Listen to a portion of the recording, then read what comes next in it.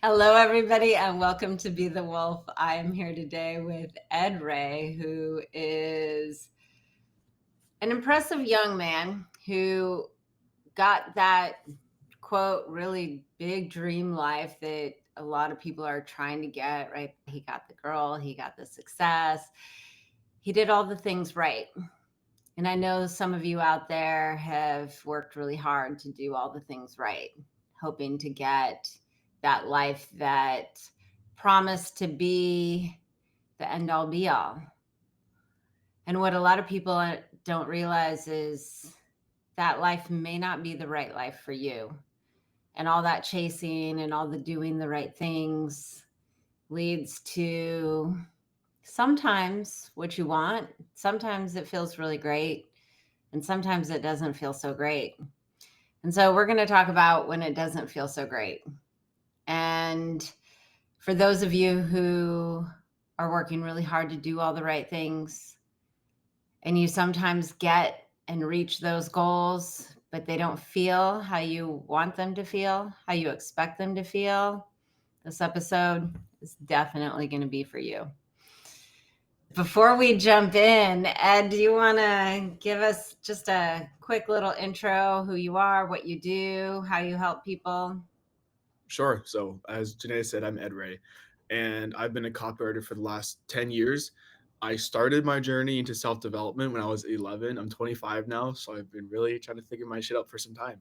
And I think it was in 2021, 2022, I had the best, on paper, best year of my life. But internally, it was some of the worst. 2022 and 2023. I had moved to London, England to live with my then girlfriend. I was making the most amount of money I've ever made in my entire life by multiples. And I was taking like business class trips to Dubai, 5-star hotels in Dubai for weeks on end, traveling the world. Like the first week of January, or I think it was like the day after New Year's, me and my ex were like, let's go to Amsterdam. And we booked the flight that morning and got on the flight by noon, right? And then went for a few days and hung out there. And it was interesting because I had everything I wanted. I had the girl, I had the apartment, I had the travel, the freedom, the lifestyle. I had industry respect. I was constantly being asked to speak on stages of like giant companies doing anywhere from $1 million. I mean, giant, like $1 million a year to 10 or 20, 30, or $100 million a year. And they were asking me to speak on their stages on marketing and copywriting. And people would come to me and they would want to be my client and pay me lots of money. But still, no matter what I did, no matter what I achieved, I just nothing felt like it was enough. And it wasn't until I like really dug deep, especially with Genea. Now I don't make nearly as much as I used to, and I don't have a girlfriend, but I'm Before so we much go happier. there, Okay. oh, Before we yeah. get So you could say that last part again. You're so much what? so much happier now. Okay. So we know where we're going, but one of the things Will Smith has been talking about this concept called cliff top. And we've all heard of rock bottom, right? Where it's like, oh, everything fell out in your life, everything went to shit. And so it's so bad. And there are a lot of people who turn their life around only when they hit rock bottom. And Will Smith talks about this place where you get everything you want and you work really hard, you keep achieving, you keep achieving. Oh, now I've got the girl, I've got the business, I've got all these people coming after me to get me to speak on stages, do all these things. And that's not giving me the feeling I want. So I need to get more and more. And we know Will Smith has gotten a lot of awards and reached pinnacle of lots of things at points in his life. But he got to this place where internally he felt like it was what people perceive a rock bottom to feel like. Hmm. And so he calls that cliff top. So let's go back to when you're at that place, that pinnacle, right? You have the girl, you have the prestige, you have the status, you have the money, you have the perceived freedom. Tell me what it felt like for you. What was like a typical day internally? Because we know what it looks like externally, but what did it feel Yeah. like internally? Internally, it felt hollow. I felt like I kept chasing the next revenue goal because I thought that's what would bring me success and happiness and fulfillment.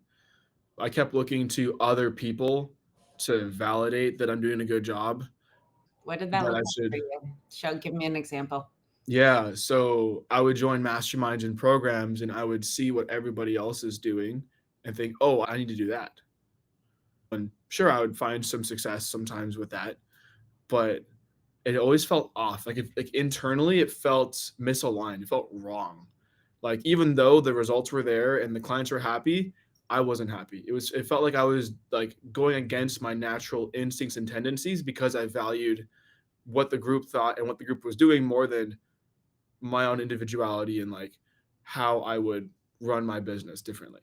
What did you at the time, like, because that's a pretty advanced reflection, right? Yeah. Very self-aware. But at the time, you weren't that self-aware. You didn't know what was going on. What did it feel like for you at the time? What was your perception of it then? At the time, I was just like, "I'm making all this money and I have the life I thought I wanted, so why am I so miserable all the time? Like, why am I making these, like, random anxieties about things? Why am I feeling so lethargic every single day, not wanting to participate in life?" I just couldn't wrap my head around it. I had no clue what was wrong. I just knew that something was wrong and something was off. And you said you started self-development when you were 11. What had you looking for answers at such a young age? That's like 11 years old is when most kids are just running around with their friends and they're not looking to dive into the inner workings of their brain. Well, like any good story, it starts with a girl. All right, tell me. So when I was 11, I was obsessed with this girl in my elementary school class. I went to Google and I looked up how to get girls to like me. And so at that point in time, all the best direct response copywriters and marketers were in the men's dating space. And so I would go through all these like dating programs and how to get girls, how to talk to them. And I would take my allowance money and buy prepaid credit cards from the gas station to buy these dating programs. And so going through those programs, I like signed up for all the newsletters and courses and all that stuff, right? And then there was like books that they would recommend, and so I just started hearing like common words and phrases like body language and like self-esteem and words like that. And I would go to Amazon and I would just start buying books from Amazon, and I'd go to the bookstore, I go to the library, I go borrow books. And that's what really got me into it. It was just wanting to understand like how to get the girl, but I figured out that it was about like ironically from a super young age, it was about becoming an awesome person that a girl would want to date. Well, and it's so interesting too, because we think about the things that drive us. And I love you started the story with, like all good stories, it starts with the girl. In a way, it wasn't about, well, let me ask you this. Did you think there was something wrong with you and there was a reason why you weren't getting the girl? Oh Or yeah, totally. yeah, tell I me thought more I was about that. fundamentally flawed, 100%. How, in what ways did you think you were flawed? Like, what, to your knowledge, what led you to think that you were flawed? I was chubby. I was very overly enthusiastic. I was obsessed with girls, period, and I felt that to be a flaw. I just would be very rambunctious and full of energy, and I thought that was not a desirable trait. Yeah, and I think a lot of people can relate to having these traits where you perceive that they're not desirable. I Yeah. know I remember my family constantly telling me, "You talk too much." "Oh, could Genea just be quiet for 2 minutes?" And one of my core values and such a big piece of who I am is expression. And so I'm here having this conversation. And so I shut down and decided that my need to express, because it is a fundamental need for me, was wrong. And so is that how you felt? Oh yeah. Yeah, it'd be like class time, and I'd be talking to her, and the teacher's like, "Hey, like Eddie, pay attention. Stop fucking talking to people." Yeah. Okay, so you had this idea that you were fundamentally flawed. You were chasing the answers to get the girl to like you. What did Yeah. you think would happen if the girl fell for you? Well, I'll have you know, for 5 days she did. Okay. And what did it feel like when you got her? When you finally got her? Felt great. I was actually stoked. It was good. And then what happened? And then, oh, this is funny. And then my best friend was like, you know, "You've changed, man. You'll spend all your time with her at recess and not with me." Like, which we've talked about. We know this is a thing. And I felt good, but I also felt like I was, hmm, sacrificing a bit of myself too, weirdly enough. Okay, so the 5 days, you gave up your friends Yep. for the girl that Yep. you've been chasing, and you thought that was gonna be the thing that made you happy. How did it end, this 5-day I think 5-day what? tryst? I've never heard of that word before. What is that? That's because 'cause you're too young. I'm saying, like, okay, tryst is like a little fling. Oh, okay, got it. I think it was just like she wanted to be friends, and I was like, "Oh, okay." Okay, but there was in general, what did you think would happen when she finally liked you? What did you think The you would get from it? I would be super happy, and I would be absolved of all of my flaws. Okay. So I asked this question because it leads to when you got a little bit older and you There got we go. the girl in London and you were getting all the prestige and the status, and you thought, oh, if I just get all of this, then my flaws will be absolved. I will feel happy. I will feel good. And Yep. I think, and you're not alone. Everybody does this. Me, we all do it. We chase that thing outside of us. Oh, once I have this amount of money, then I will be okay. I will feel good. Everything will be great. Mm, And so for you, when you got there, you got all the things and you realized that it wasn't the answer, no. that you were still there feeling not so great about yourself. What did you do In London or when I was a kid? in London? I started to kind of freak out. I like felt myself just not wanting to participate in life. Like I would spend hours in bed every single day. Kept trying to figure out what I want to do. I don't know what I want to do. That would be my thought loop. And then I would go brainstorm what I want to do. And there would just be this endless cycle of, how about this idea? How about that idea? I can make a million ideas. It's fine. And I felt like something was just terribly wrong, and I just couldn't really figure out why. And everybody around me was like, "Oh, dude, like, you're like happy and like you have everything, and this is so great, and it's amazing how devoted you are to your girlfriend." And it's like, dude, I feel like I'm not living my life. Like I did none of the things that made me happy.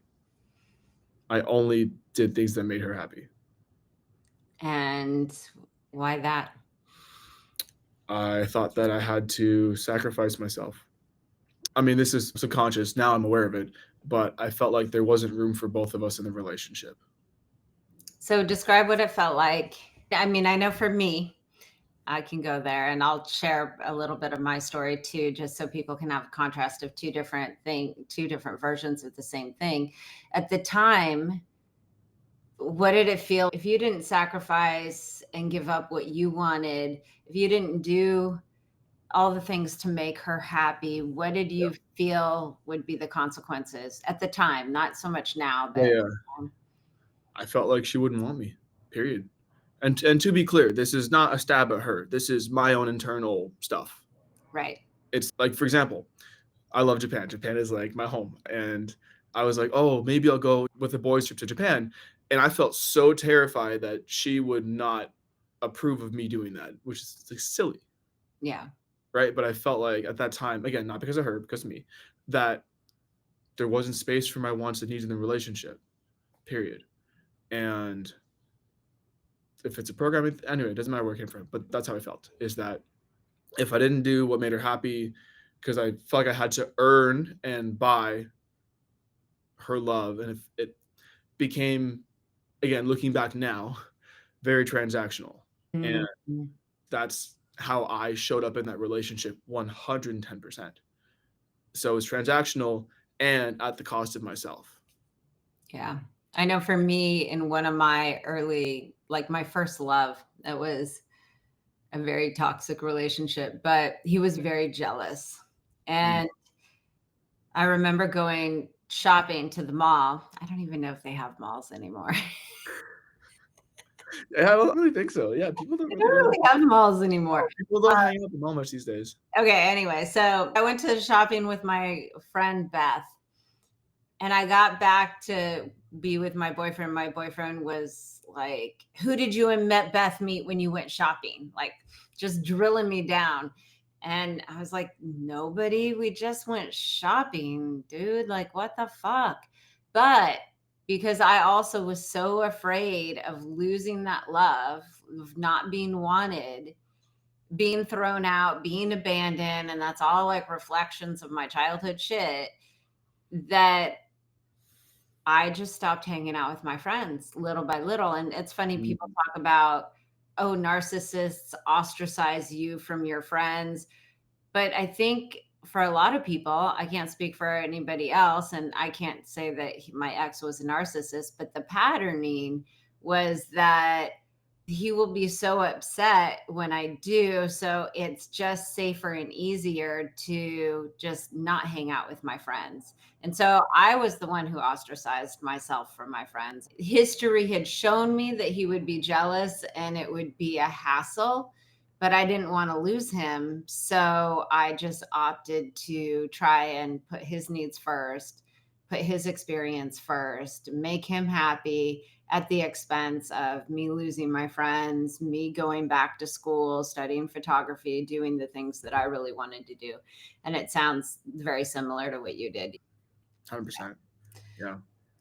And so over time, you guys eventually broke up Yep. and business shifted, all of the things. What happened? Like, how did that end up transpiring? How did the end of all of that switch change? I eventually got to the point in the relationship where there's a lot on both sides. But at that point in time, what my thought process was, not the full truth, but that was the thought process, was that she wasn't taking my wants and needs seriously. Whenever I would bring up a boundary or a preference, she would deny it, dismiss it, diminish it completely, honestly, pretty much, to the point where either I would scream at her because I'm obviously a very aggressive person, not, or I would just break down crying because I'm like, what else can I do? And enough of this, no change over honestly most of the relationship, but especially the last 6 months of it. It got to the point where I was like, I like can't keep doing this. And then I remember at one point I started to go to these like social events with this from this app, and I like found some really awesome people, and I was like, whoa, like life can be really cool. I can do cool stuff that I really enjoy. This is great. Nice. Okay. And she had said at some point, and I obviously definitely use it as a bit of like a revenge mechanism of I'm doing my own thing now. I'm not talking to you, not hanging out with you, spend time with you. She was like, I'm afraid that you're still with me because you're being polite. And I was like, no, no, no, no, no. And then after a few weeks, one morning, I was just like, hey, remember you said this? And I said, if this relationship continues past this, that will be the case. So I'm out. Bye. And that was it. Like, same day, I just packed up my shit and left. And there was a big deciding moment for me in there, which was because like I had known at that point that I was a massive people pleaser, 1,000,000%. So I used that for my benefit, which was, is this the mother my future kids deserve? Mhm. And at that point in time, again, I don't know how she is now. Hopefully she's changed, or maybe someone else thinks that she is. It's cool, great, lovely. But at that point in time, for what I wanted, that the answer was no. It was a very hard no. And I was like, okay, so that's the truth. Okay, that's tough. So now I have to sit with that and come to terms with it. And once I was like, okay, like I can put my own wants and needs aside for however long because that's what I've done my whole life for the most part. But my kids deserve the best mother. And if I don't think that's going to be her, then that's the answer. So yeah, that's what happened. Yeah. And so looking back now, like I know when we first met, it was definitely all her fault. Yeah. Oh my God. And I was so vindictive and angry. I'm the victim. I'm not at fault here at all. Like the whole, yeah, it was so funny. Yeah. Yeah, and you could see, like, in my situation with that particular relationship, when I started to unravel from the relationship, when I was not as hooked in, and I really just I made him out to be the villain, like, he's so bad.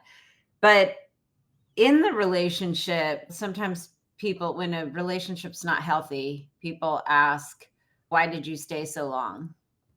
And I know for me, what I felt, I just couldn't see it. Like there Yeah. was this internal pull that I had to stay. It was like once I made the thing and said, I love you and I want to be with you, it was like chains and a life sentence, as if I was married and there was no way out of it. For me, I felt trapped, Yeah. even though logically I can see very clearly that I was not, but internally it was like I just had to make him be better, like me, be nice, be happy with me. And so what was it for you? It was like constantly, again, this is internally, not from her necessarily. Eventually did become from her, but it was caused through me, constantly having to prove myself. And I feel like that's the pattern I need to uphold. Like What having to constantly earn and buy her love, attention, affection, and to prove that I'm worth loving. what were you afraid would happen if you didn't keep that up? That she wouldn't want me. And what would happen if she didn't want you? Then I would go back to feeling like a very fundamentally flawed human. So if you were still in the proving and trying to prove your value and your worth, then you didn't have to face the feelings of feeling like a flawed human. All right. And so, Yeah. yeah, and I can look at my own self through that exact same reflection. Like Mm, I know I felt trapped and I couldn't like I felt like I couldn't get out. yeah. But for me to get out, I would have to face the truth. And for me, the truth was that I had made the wrong decision. I had chosen somebody that was very much not in alignment with me. And I was in a Mm, situation that was not in alignment with me. And that meant I would have had to have faced some big feelings that I didn't want to look at yep. about myself and feeling trapped. Well, that's easier. It's comfortable. It's what you know. Yeah. Okay, so you guys ended that relationship, and then it's that thing you had to go back to feeling like a fundamentally flawed human being. And Yep. I know that you're not. And I think now, at least most of the time, you know that you're not. I think, Most of the time. Most of the time. but I know a lot of us out there, myself, I spent most of my life feeling like I was broken. In fact, one of my companies was actually called Broken. Oh wow. Yeah. And the website was broken.me. Wow. Yeah. That would be a really good retail brand, by the way, like merch, like like clothing and oh yeah, that would crush. Like skater vibes. Yeah. Yeah. Anyway, but that feeling that you're broken, feeling that you're fundamentally flawed, you're back stuck with that. So what happened next in the course of your life? Man, I just stopped taking action in my business completely because I was like, no matter what I do, I'm never gonna feel fulfilled, so why bother trying? That's a really important thing to highlight because I think a lot of people who have done all the work and got the success, did the things and did all the right things, and then they got the goal and it didn't feel the way they wanted it to, then it becomes for a lot of people, why bother trying? 100%. And that was my entire life. Like, my entire life was why bother trying, and a bunch of emotional patterns around why bother trying. That was the core justification for not doing anything for a number of years. What did it look like? What did your life look like when you were not bothering to try? I would spend the entire day asking myself, what do I want to do with my life? What's the purpose? Like, why am I here? What's the point of this?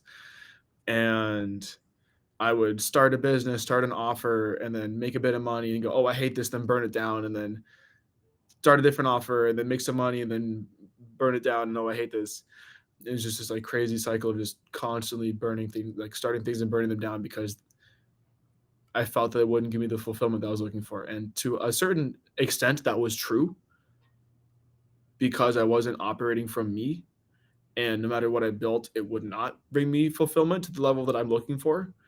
But doesn't mean to just burn everything down. Like, the fulfillment in the depth of moving forward. What do you mean you weren't operating from you? I've been in direct response marketing for 10 years. I've seen kind of how people do business. And so I would be on the same track of doing a direct response marketing or consulting or B2B offer or something like that in the same. So first of all, staying within that category, A, and then B, doing it the way that other people would do it instead of either straying from the category of B2B marketing, right? And starting a fucking wellness brand or being a bartender, or there's so many opportunities, right? That I just wasn't thinking about. And then that's A. And then B is the way that I would run it is in the way that it's the typical cold traffic funnel. And I'm not knocking that at all. It's just at that point in time, it's not like what I wanted. What I'm hearing is much like I felt trapped in that relationship, you felt trapped in this niche of this is what I have to do. Yeah, it's like I'm a copywriter. If people, don't know just how good of a marketer I am, what is my value? So So why am I again, going to stray outside of that? proving your value Yeah, again. I don't want to start from scratch.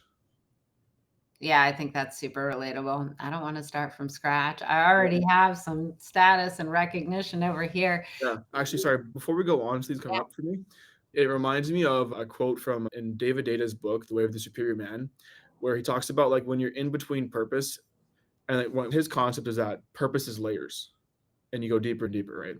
And when you're at the end of one of your purpose layers, it feels like, I don't know if you know where I'm going with this. It feels like putting a bunch of like sticky notes and gas station receipts all over your office walls. Sure, you could do it, but why? And that's how I really felt about marketing and B2B marketing for a super long time. So that was a very real thing. I'm like, yeah, I could do it, but what's the point? I don't care. Mm. Like, yeah, I could grow a giant business and be uber successful. And because I've made a lot of money for my clients, it's like, yeah, I could do it for myself too, but why bother? Not gonna make me happy. And it just doesn't sound interesting to me. And so things are moving along a little bit in a different direction these days. Yep. So tell me how you are now, how you got here, what's happening for you internally, externally, all the things. Okay. Well, now, as I mentioned earlier, I don't make nearly as much money, but holy fuck, am I happy. Compared to then, oh my God. Like then I would spend during the height of honestly, this stuff was like when we first started working together, like last late spring, I would be in bed for 2 to 8 hours per day, full of paranoia, just like irrational, constant fears of the randomest, dumbest shit. And this would be going for quite some time. But so now, again, working with you and then reversing all that shit, I break dance every single day or almost every single day. I think that is like what I love to do. I love to break dance. I go and I fucking talk to the randomest people and I make the coolest connections with just random strangers and they become friends and we hang out and we go do things. And I have the coolest, most meaningful, tiny little interactions almost every single day. And I'm still getting clarity on what I want to do business wise, but I'm actually taking action moving forward just a little bit every single day now. Instead of, oh, what do I want to do? What do I want to do? Oh, I'm going to sit in bed and like, yeah, I still have some questions about what I want to do. And I'm still thinking about it, but it's not to the level of detriment that it was before. Like I have some marketing consulting clients. I'm doing some copywriting. I actually have a phone call with my buddy who's He won gold for breakdancing at the Olympics. So him and I are talking tomorrow about doing a partnership where I help with the marketing, he makes the course, and we like work together.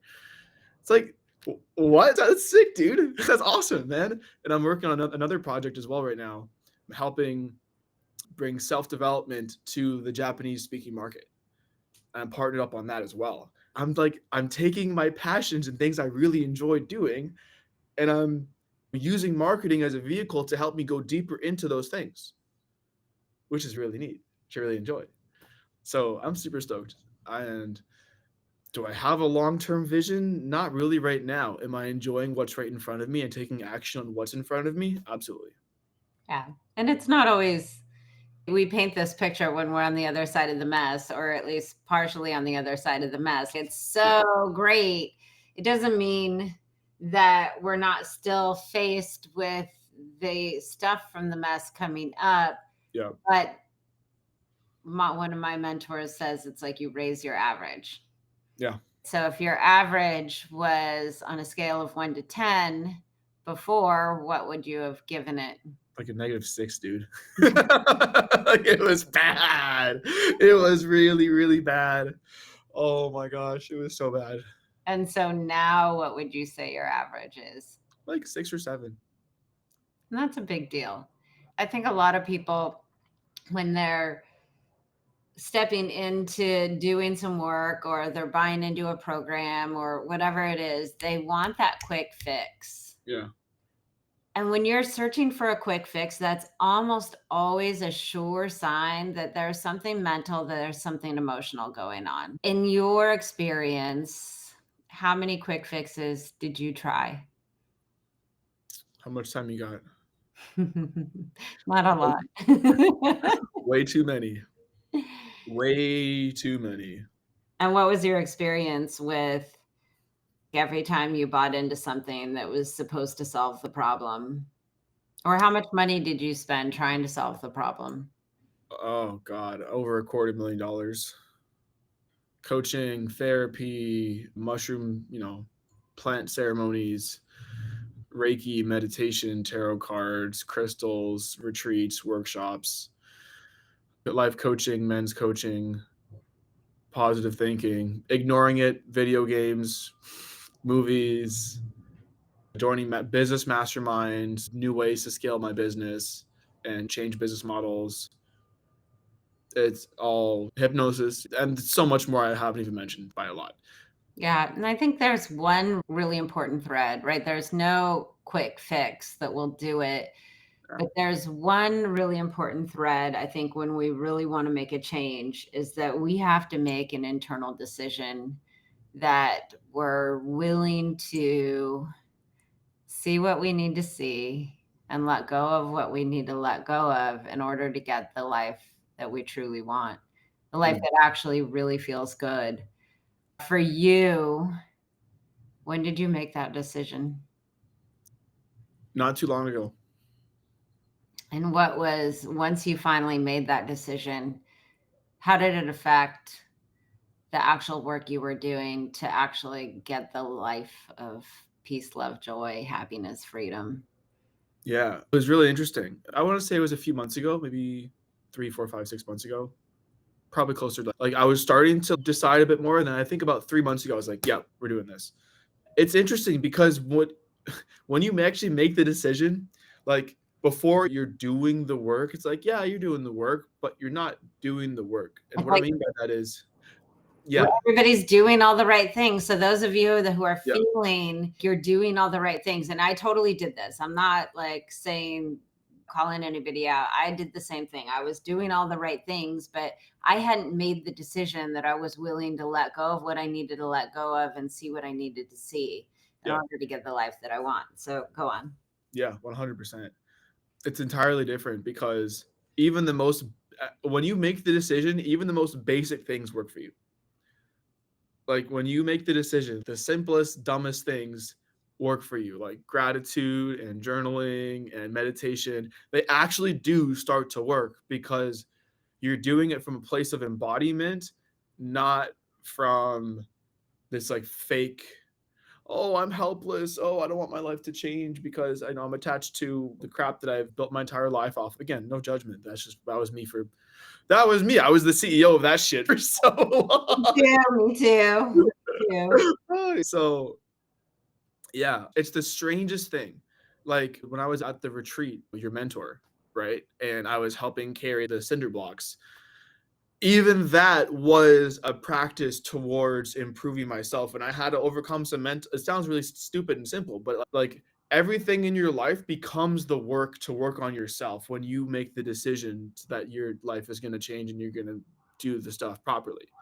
Yeah. It's just this wild, it's yeah, it's just crazy. Like you show up with this entirely different energy and you have more access to yourself, which literally gives you more physical energy and physical like strength.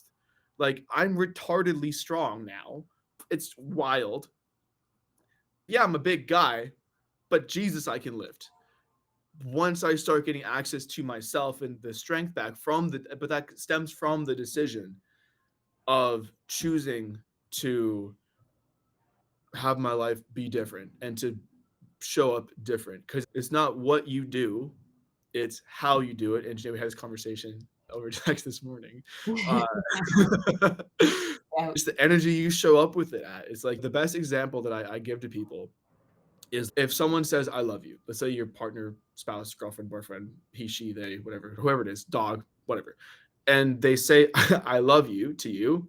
And you can tell it's from a true place of genuine love versus they say, I love you. And the words are there, but you can tell their heart's not in it. It's not just the tonalities, the energy behind it. I think everybody can feel that to a level. Yeah. You can, so if you can understand that, then you can understand what I'm saying here, which is it's not like you're doing the thing because it's not about just doing the thing, it's about being embodied in doing the thing. And that's a big practice that I've been working on. And it shows up in even breakdancing too. Like you're doing the breakdance moves, or you can be embodied in yourself and breakdance.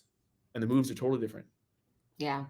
It's like there's a flow to it that I think we've all had those moments of flow. And I think a lot Yeah. of people are chasing that feeling of flow because it just feels like ease and peace and flow. Yeah.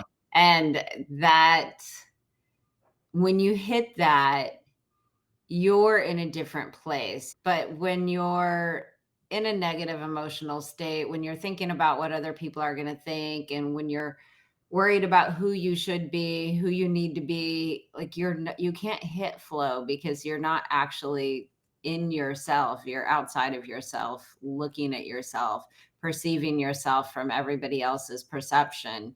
And that doesn't give you, it's like if you're trying to build a house out of blocks, if you're in your body, you can do it. But if you're like trying to puppeteer yourself, like you're Pinocchio or something, trying to make Pinocchio build the house with blocks, it doesn't work. Yeah. Yeah. And so you have, what are you doing? What are you open to for work and creativity? What are you calling in these days?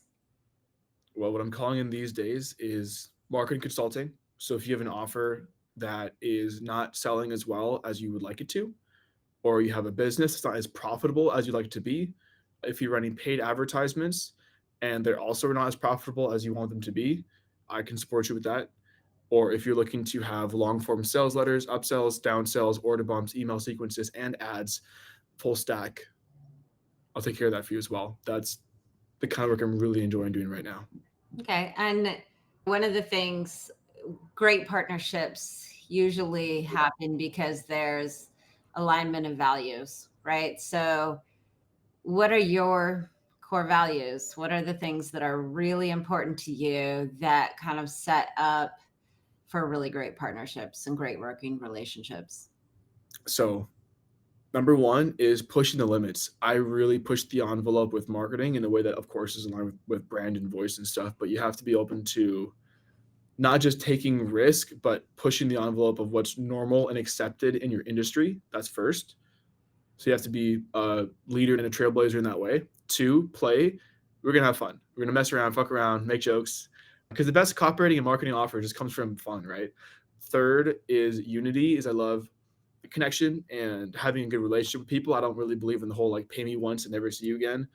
When I was in my early 20s, I would do one night stands, but now I know a bit more mature. I don't do those as much.